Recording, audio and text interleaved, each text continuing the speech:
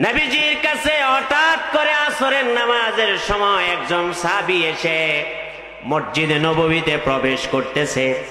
নবীজি বললেন, ইয়াতলু আলাইকুমুল আনা রাজুলুম মিন আহলিল জান্নাহ। সাহাবীরা কিছুক্ষণের মধ্যে আসরের নামাজ জামাত আরম্ভ হবে, আর দেখো তাকায়া ওই যে ওযু করে মসজিদে প্রবেশ করতেছে রে সাহাবী, তাকায়া দেখো যিনি এখন প্রবেশ করবে তিনি আল্লাহর জান্নাতের মেহমান। মসজিদ নববীর মধ্যে সাহাবায়ে কেরাম ভাবল যিনি এখন প্রবেশ করবে কারণ হলো নবীর সহযোগী। প্রথম নম্বরে হলো আবু বকর, 2 নম্বর হলো হযরত ওমর, 3 নম্বরে হযরত ওসমান, 4 নাম্বার হলো হযরত আলী। এদের এক একজনের শানে, হযরত ওমরের শানে আমার আল্লাহ 21টা আয়াত কোরআনুল কারীমে নাজিল করেছে। হযরত আবু বকরের শানে আল্লাহ 6টা আয়াত নাজিল করেছে।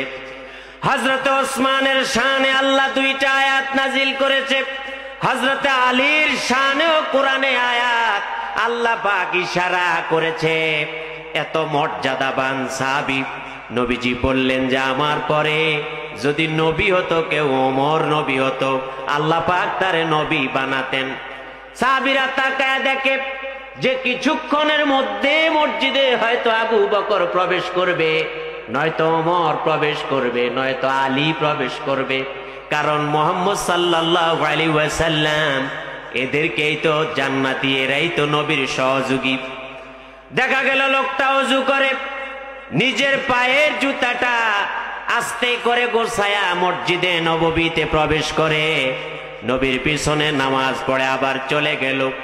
আজকে চলে গেল, হঠাৎ করে আরেক দিন আসার পর আল্লাহর নবী ডাক দিয়া বলে, ও সাহাবীরা, কিছুক্ষণের মধ্যে নামাজ হবে, চিন্তা করো না সাহাবীরে। এখন নামাজের আগে তাকায়া দেখো, ওই যে দেখা যায় ইয়াতলু আলাইকুমুল আনা রাজুলুম মিন আহলিল জান্নাহ। ও আমার সাহাবীরা, কিছুক্ষণের মধ্যে যিনি মসজিদে নববীতে প্রবেশ করবে, আমি মুহাম্মদ সাল্লাল্লাহু আলাইহি সাল্লাম বললাম তোমরা তাকায়া দেখো, আল্লাহ তাআলার জান্নাতের মেহমান মসজিদে আসতেছে। সুবহানাল্লাহর আওয়াজে বোঝা যায় আপনারা বুঝেন নাই, জোরে কর না সুবহানাল্লাহ। যিনি আসতেছে উনি তো নবী না, উনি নবীর সহযোগী, একজন সাহাবী। সাহাবীরা ভাবলো আজ মনে হয় আবু বকর, ওমর, ওসমান, আলী হবে। দুঃখজনক হলো তাকায়া দেখে উনি আবু বকর, ওমর, ওসমান, আলী নয়, রাদিয়াল্লাহু আনহুম। এই সাহাবায়ে কেরামদের কেউ না, আজও এদের মধ্য থেকে নয়, অন্য একজন সাহাবী আজ মসজিদে আসতেছে। নবীজি আজও বলে নামাজ শেষ করে লোকটা চলে গেল। সাহাবীরা নামাজ শেষ করে মসজিদ থেকে বেরিয়ে বাড়িতে চলে গেল। তৃতীয় দিন আল্লাহর নবী একই কথা বলে ডাক দিয়া বলে, ও সাহাবীরা, ইয়াতলু আলাইকুমুল আনা রাজুলুম মিন আহলিল জান্নাহ।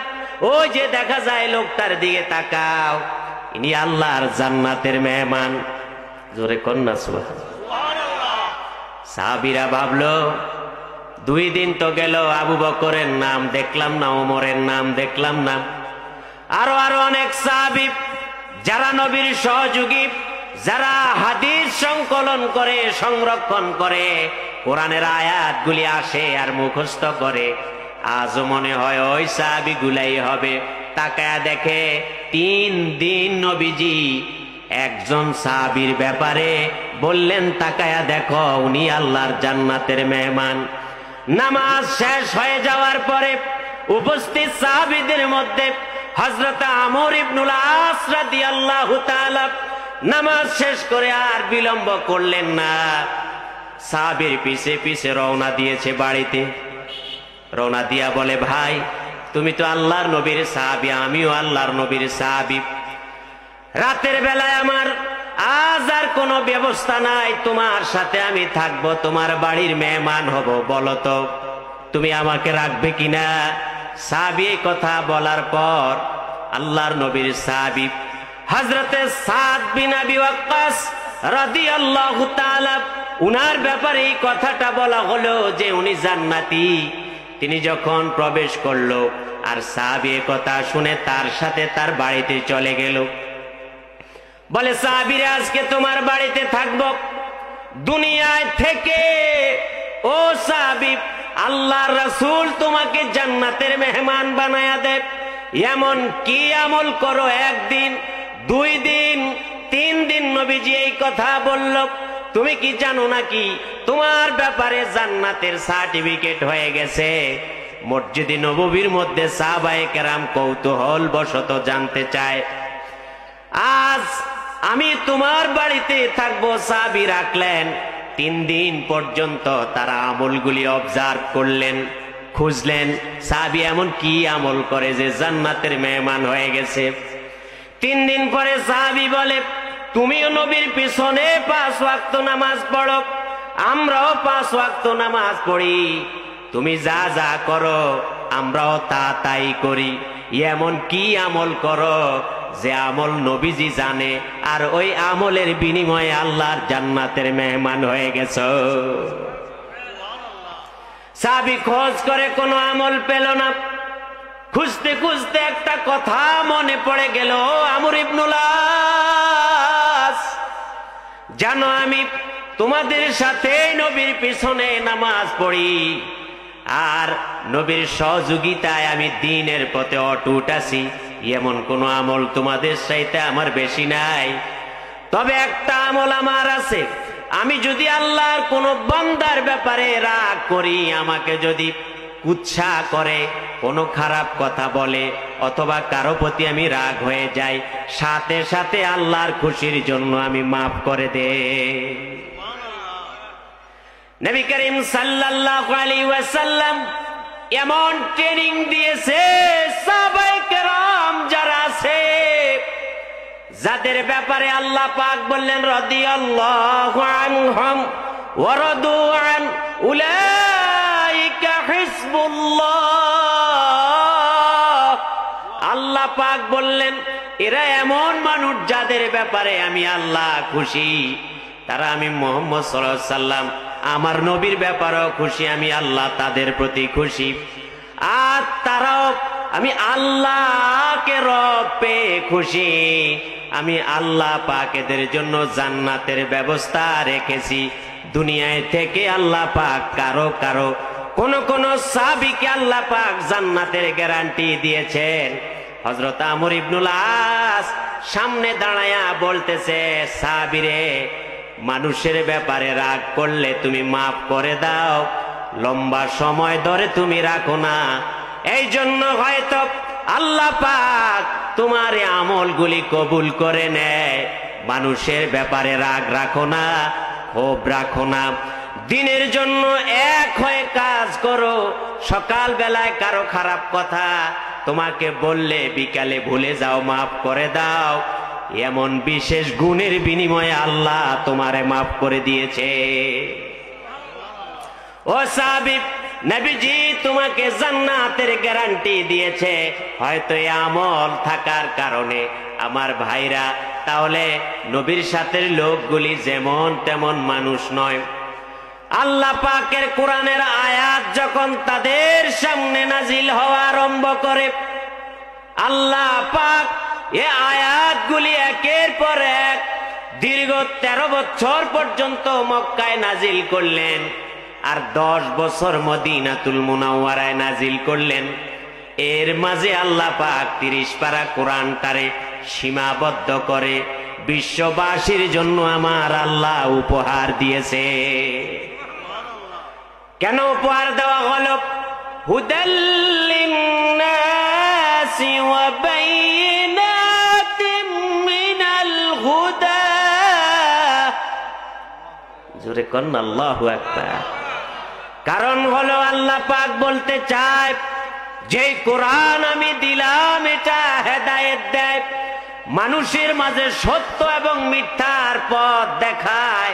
মানুষ যদি সত্য এবং মিথ্যার পথ ধরতে পারে, নবী যেইভাবে দেখিয়েছেন, সাহাবায়ে কেরাম যেইভাবে করেছেন, ওইভাবে যদি ওই রাস্তায় যদি কেউ উঠতে পারে আর ওই পথের উপর চলতে পারে, ওই সময়ে যাদেরকে যেই কারণগুলির কারণে জান্নাত দেওয়া হলো, আল্লাহ যদি আমাদেরকে জান্নাত ওই কারণগুলিতে দেয়, আল্লাহর লস হয়ে যাবে নাকি? একবার আওয়াজ দিয়া বলে। আল্লাহর কোনো লস নাই। দুঃখজনক হলো কোরআনের জন্য, ইসলামের জন্য আমরা শক্তভাবে দাঁড়াতে পারি না। গোটা বিশ্বের মধ্যে 800 কোটি মানুষ বাস করে। এখন মুসলমানের অবস্থা বড় খারাপ। কারণ হলো মুসলমান ভালো একটু থাকার জন্য, ভালো একটু খাওয়ার জন্য, ভালো একটু জীবন যাপন করার জন্য ভূমধ্য সাগর পাড়ি দেয়, আটলান্টিক মহাসাগর পাড়ি দিয়া ইউরোপে যাওয়ার জন্য চেষ্টা করে। এই যে যাওয়ার জন্য যারা চেষ্টা করে, এদের মধ্যে অধিকাংশ হলো মুসলমান। তাহলে বলেন তো, 800 কোটি মানুষ পৃথিবীতে বাস করে, মুসলমানের অবস্থা বড় খারাপ। যার কারণ হলো, খারাপ হওয়ার একটা কারণ মুসলমানদের কাছে আল্লাহর কিতাব আছে। আসমান থেকে নাজিল হওয়া আসমানি কিতাব আছে। কিতাবের সঙ্গ না দেওয়ার কারণে, কিতাব মতে না চলার কারণে, জীবনযাপন না করার কারণে, শিক্ষা দীক্ষা না নেওয়ার কারণে, সমরনীতি না নেওয়ার কারণে, অর্থনীতি না নেওয়ার কারণে আজ মুসলমানেরা ভালো থাকার জন্য ভূমধ্য সাগর পাড়ি দেয়। গত সপ্তাহে দেখা গেছে প্রায় 28 জন মানুষ মরে গেছে। এমন নজির বছর বছর আছে না নাই? জোরে বলেন, আছে না নাই? পৃথিবীর কোন অমুসলিম, কোন ইহুদি, কোন খ্রিস্টান এইরকম মহাসাগর পাড়ি দিয়ে ভালো থাকার জন্য, আরামে থাকার জন্য ইউরোপ পাড়ি দেয় নাই। কপাল খারাপ হলো আল্লাহর কালাম যেমনি বলেছে তেমনি আমাদের হাত না চলার কারণে আমাদের আজ দূর অবস্থা। এই কথার সাথে আপনারা একমত কিনা বলেন? জোরে বলেন, একমত কিনা? অথচ আল্লাহ পাক কোরআন আমাদের কাছে নাজিল করছে, আমাদের নবীর কাছে নাজিল করছে। দুনিয়ার সব কিতাব বিকৃত হয়ে গেছে, আগের কিতাব নাই, কিন্তু আসমানি কিতাব এখনো আমাদের কাছে অক্ষত আছে। এর একটা অক্ষর, একটা হরফ আজও বিকৃত হয় নাই। 1500 বছর আগে আল্লাহর নবীর কাছে যেই কিতাব নাজিল হয়েছে, ওই কিতাবটাই আছে না বিকৃত হয়ে গেছে? ওই কিতাবটাই আছে। দুঃখজনক হলো ওই কিতাব থেকে শিক্ষা নিতে পারলাম না। গোটা বিশ্বের মধ্যে একজন মুসলমান নয়, 170 জন মুসলমানের বিপরীতে মাত্র একজন ইহুদি। গোটা 170 জন মুসলমানের কাছে এই গোটা ইহুদি একজন, এই একজনের সাথে মুসলমান পারে না। দুনিয়ার সমস্ত খাদ্য ভান্ডারের কথা বলা হয় ইহুদিরা নিয়ন্ত্রণ করে। দুনিয়ার মেডিকেল, দুনিয়ার সায়েন্স গুলি সব ইহুদিরা নিয়ন্ত্রণ করে।